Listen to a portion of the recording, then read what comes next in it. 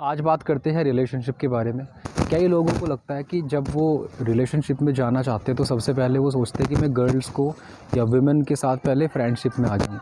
उसके बाद फिर उसका मन मुझ पर मोहित हो जाएगा और फिर मैं उसको प्रपोज़ कर दूँगा और फिर मैं उसका बॉयफ्रेंड बन जाऊँगा या वो मेरा प्रपोज़ल एक्सेप्ट कर लेगी। सबसे पहली बात तो ये कि एक भ्रम है।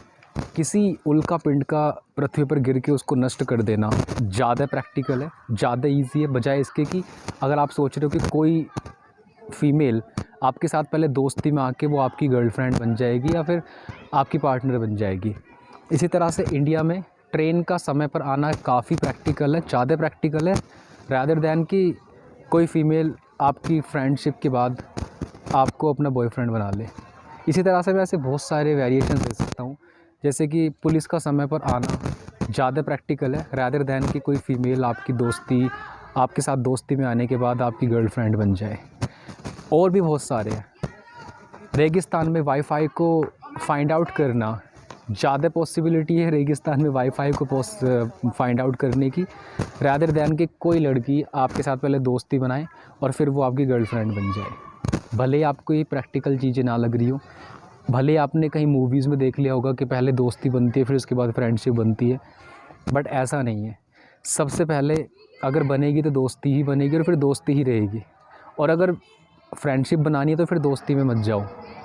सिंपल सा रीज़न है, जब कोई लड़की आपको अपना दोस्त स्वीकार कर लेगी, एक्सेप्ट कर लेगी, तो आपको लग रहा होगा कि कुछ समय के बाद में उससे बातचीत करते फिर मैं उसको प्रपोज़ करूँगा तो वो शायद मेरा प्रपोज़ल एक्सेप्ट कर ले।